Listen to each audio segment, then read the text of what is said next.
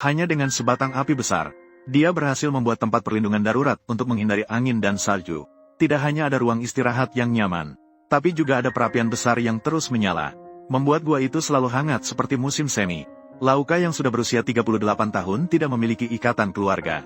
Hidup sendirian dengan anjingnya di alam liar selama 3 tahun. Sekarang dia perlu segera menemukan tempat perkemahan untuk menghindari cuaca dingin yang akan datang. Saat itu, serpihan salju mulai turun dengan tenang dari langit. Lauka tiba-tiba menemukan sebuah gua alami di bawah tebing. Meskipun ruang di sini rendah dan sempit, namun saat ini, memiliki tempat berteduh sangatlah berharga. Lauka dan anjingnya merasa sangat puas. Namun untuk mendapatkan pengalaman tinggal yang lebih baik, Lauka memutuskan untuk melakukan sedikit perbaikan. Dia pergi ke dekatnya untuk mengumpulkan beberapa batang kayu kering yang sudah jatuh, memotong-motong menjadi bagian kecil dan membawanya kembali ke gua. Dinding gua tampak sangat keras. Lauka berencana menggunakan hukum Newton ketiga untuk memperbesar gua. Metode yang digunakan sangat kasar. Hanya dengan satu sekop bara api, semuanya bisa diselesaikan dengan mudah.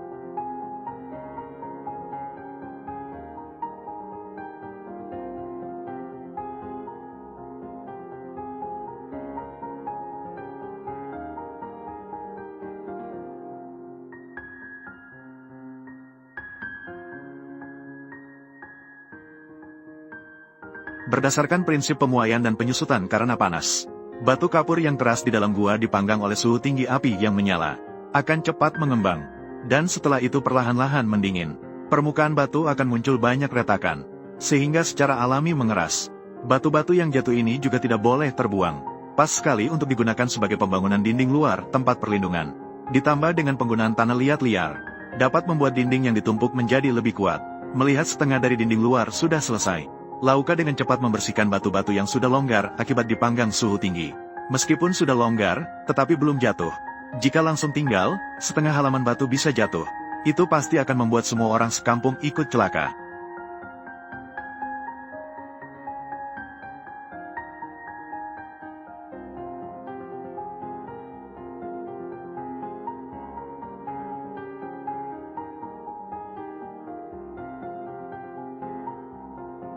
Melihat salju semakin turun deras, Lauka terpaksa mempercepat waktu untuk menyelesaikan pembangunan tempat tinggal.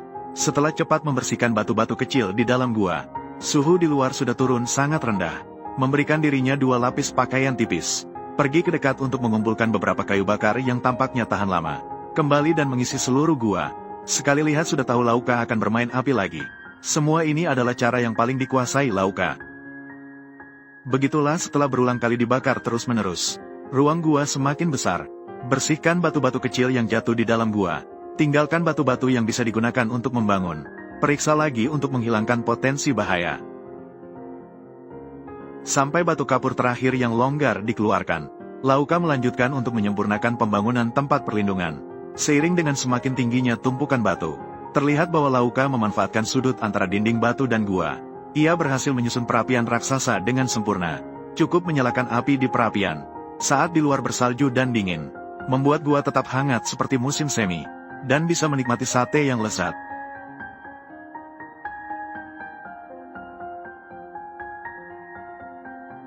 Mengisi perut, Lauka bekerja dengan semangat yang tinggi. Gerakannya cepat dan efisien. Sekarang seluruh dinding luar sudah selesai dibangun. Sekarang pasang pintu utama. Meskipun agak sederhana, tapi itu lebih baik daripada tidak ada. Lauka yang sudah lelah seharian benar-benar tidak bisa menahan kantuk. Ia dengan sembarangan menyusun tempat tidur, lalu segera tertidur dengan tenang.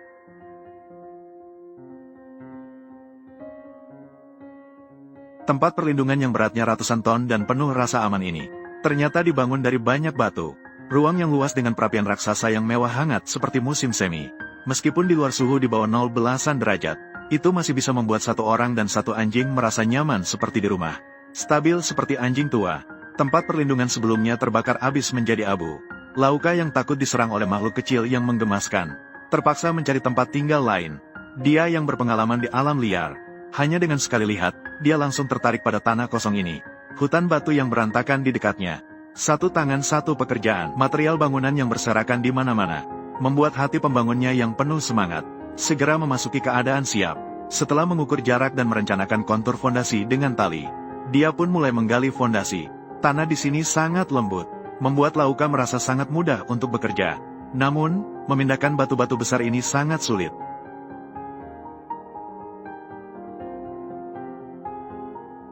Untungnya, palu besar masih ada. Dia langsung memukul batu besar itu, hingga batu itu hancur berkeping-keping. Setelah mengumpulkan bahan-bahan, dia mulai menumpuk batu di sepanjang kontur fondasi untuk membangun tempat perlindungan. Meskipun batu-batu ini tidak berbentuk sangat teratur, namun, Lauka yang memiliki pengalaman 30 tahun bermain Tetris, dengan keras menumpuk sisi luar dinding batu hingga rata seperti blok tahu. Setiap batu harus dipahat dengan teliti sebelum dipasang. Metode pembangunan dua lapisan di dalam dan luar membuat dinding terlihat sangat tebal. Ruang kosong di tengah juga harus diisi dengan pecahan batu, memastikan keamanan dan stabilitas semaksimal mungkin. Menghadapi cuaca dingin yang akan datang, Lauka langsung membangun perapian berdaya tinggi, kemudian menambahkan saluran asap berdiameter besar. Ini pasti dapat memastikan suhu seluruh tempat perlindungan meningkat pesat. Jendela kecil di rumah batu yang baru saja dibangun. Langit seperti wajah pacar. Tiba-tiba salju turun dengan lebat. Lauka segera pergi ke dekat pohon kecil, mengumpulkan beberapa ranting kering yang tergeletak dan melemparkannya ke dalam rumah. Menyalakan api unggun di perapian, memberikan sedikit kehangatan pada tempat perlindungan darurat yang belum memiliki atap. Salju tiba-tiba berhenti. Lauka pun tidak peduli untuk mengumpat. Segera memperbaiki saluran asap perapian, menutupnya dengan tanah secara rapat, kemudian menutup dinding dengan lapisan yang sama. Dengan susah payah mengumpulkan beberapa balok kayu untuk atap, mengikatnya dengan paku liar dengan kuat. Di dalam rumah, dibangun tempat tidur dari batu dengan cara yang sederhana. Di atasnya ditutupi dengan tanah yang tebal, untuk mencegah terluka oleh batu. Sebuah pintu kayu sederhana juga harus dipasang. Salju mulai turun lagi, agar tidak membuat semua orang sekampung ikut celaka. Lauka tidak sempat membuat atap yang lebih baik. Pertama, membungkus seluruh atap dengan terpal tahan air. Sudut-sudutnya diikat dengan kayu dan dipaku ke tanah dengan kuat. Meskipun agak sederhana, tapi saat itu, Lauka tidak bisa memikirkan hal-hal itu lagi. Tinggal di dalam dulu, baru memikirkan yang lain. Satu orang dan satu anjing di samping perapian, menikmati momen hangat yang singkat ini.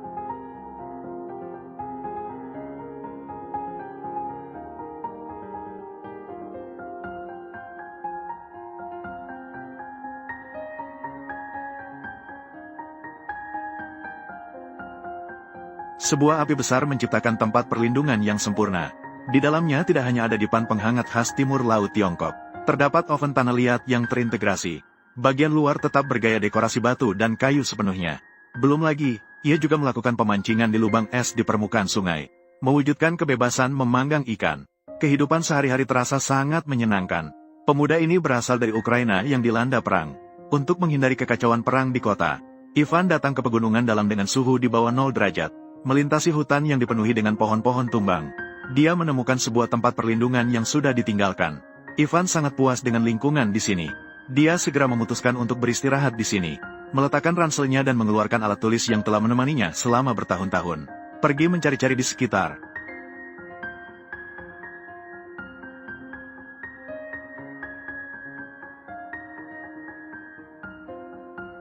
Di depan lubang alat tulis, ada banyak batu yang kurang layak. Kemudian dia melewati punggung bukit ini, menemukan sebuah tambang yang terbengkalai. Di sini ada banyak papan batu yang rata. Mengumpulkannya dan membawanya kembali ke tempat perlindungan.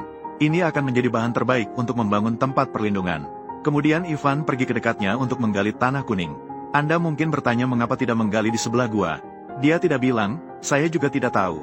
Mungkin pepatah, kelinci tidak memanfaatkan rumput di sekitar sarangnya, agar bisa segera menempati. Ivan kembali terburu-buru ke tepi sungai untuk mengumpulkan kayu. Di sini di mana-mana ada pohon-pohon besar yang tumbang, membuatnya mengumpulkan kayu dengan sangat mudah. Belum perlu khawatir akan ditangkap untuk pekerjaan ilegal. Memotong kayu bulat menjadi bentuk persegi yang rata. Dengan cara ini, pembangunan akan jauh lebih mudah dan nyaman.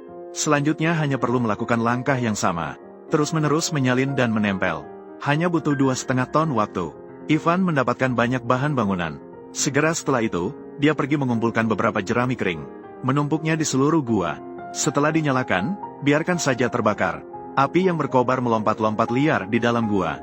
Tidak hanya bisa mengusir kelembapan di dalam gua, tapi juga membuat penduduk asli di sini menghadapi penghakiman api yang hebat. Tidak perlu khawatir lagi akan diserang serangga saat tidur. Selama itu, Ivan meratakan kedua sisi sebuah tiang kayu. Di satu sisi, dia membuat lekukan berbentuk persegi, mengosongkan bagian tengah mengikuti lekukan. Tampak seperti saluran batu yang belum dalam. Kemudian Ivan mulai merapikan gua, mengeluarkan batu-batu besar, menempatkan batu kecil di beberapa tempat yang cekung, kemudian mengisi dengan abu kayu yang dibakar, sampai seluruh permukaan menjadi sangat rata. Kemudian dia mulai membangun tempat tidur batu untuk dirinya sendiri. Pertama-tama, mengambil batu-batu besar, membentuk tampilan tempat tidur dari batu, kemudian mengisi bagian tengah dengan batu yang lebih kecil. Setelah ditumpuk hingga mencapai ketinggian tertentu, menuangkan tanah kuning ke dalam saluran kayu, ditambahkan air dari sumber mata air petani tahun 82. Setelah melalui pemijatan dan pengulian berulang kali, menjadi semen liar yang sangat lengket, kemudian melanjutkan penumpukan dengan batu. Dengan dukungan tanah liat, Ivan tidak hanya membangun tempat tidur dengan sangat rapi, tetapi juga merencanakan saluran penghantar panas. Selama perapian dinyalakan, akan memberikan kehangatan yang terus-menerus ke tempat tidur besar. Setelah menyiapkan tempat tidur batu, Ivan mulai membangun dinding luar. Saat itu, kayu-kayu yang berbentuk persegi dapat dimanfaatkan sepenuhnya. Setiap lapisan kayu harus disusun dengan saling bertumpuk, kemudian diikat dengan pipa kayu. Seiring dinding ditumpuk sedikit demi sedikit ke atas, tempat perlindungan juga sepenuhnya berubah bentuk, membuat lubang poros di kayu persegi. Setelah dipasang di atas lubang pintu, Ivan membuat pintu besar dari sebatang kayu utuh. Atap dibentuk menyerupai huruf V, yang dapat mencegah penumpukan salju, dan juga terlihat sangat indah. Cerobong asap juga dibuat dengan sangat rapi, menunjukkan bahwa Ivan sangat teliti dalam bekerja. Penutup atap menggunakan potongan kayu bulat yang baik ini. Cukup potong kedua sisi rata, kemudian bor lubang kecil. Setelah mengikat tali rami, ikatkan pada balok atap. Dengan cara ini, satu lapisan menumpuk di atas yang lain. Diletakkan dari bawah ke atas. Penampilan yang mirip dengan hutan elem. Sangat terlihat indah. Setelah menyelesaikan semua ini, Ivan juga mulai merasa lapar. Dia pergi ke permukaan sungai yang beku, menggali lubang es, hanya menggunakan sebatang ranting kecil untuk mengikat tali pancing dan kail. Dia pun mulai memancing dengan palu. Dalam waktu singkat, dia berhasil menangkap seekor ikan pike. Mungkin Ivan sedang berada dalam keberuntungan. Kemudian banyak ikan besar, ditangkap satu demi satu. Pasti bisa membuat Ivan makan dengan kenyang. Dia juga menggunakan alang-alang di tepi sungai, untuk membuat tikar alang-alang untuk dirinya sendiri. Seperti sapi betina yang membunyikan bel, sangat mengesankan. Kembali ke tempat perlindungan, Ivan pertama-tama menutupi celah-celah dinding yang terkena angin. Dengan lapisan tanah liat, pastikan tidak mati kedinginan di malam hari. Selanjutnya, ambil ikan pike terbesar, masukkan ke dalam cerobong di atas perapian. Segel dengan rapat, siapkan untuk dijadikan ikan asap. Masukkan kayu bakar dan jerami yang sudah disiapkan ke dalam perapian. Nyalakan dengan pemantik. Seiring dengan api yang semakin membesar, suhu di dalam cerobong juga semakin tinggi. Tanah liat yang belum kering di atas batu terpanggang hingga mengeluarkan asap putih. Ini terasa panas saat menyentuh. Rasanya seperti sauna yang dikukus. Hamparkan tikar dari alang-alang. Ivan mulai memasak. Panaskan minyak dalam wajan. Celupkan ikan kecil yang sudah dibersihkan ke dalam tepung. Masukkan ke dalam wajan untuk digoreng. Tak lama kemudian, ikan kecil di dalam wajan mulai mengeluarkan suara mendesis saat digoreng. Sambil menunggu, Ivan juga merebus secangkir teh liar. Tunggu hingga kedua sisi ikan berwarna keemasan, maka bisa menikmati makanan dengan nyaman.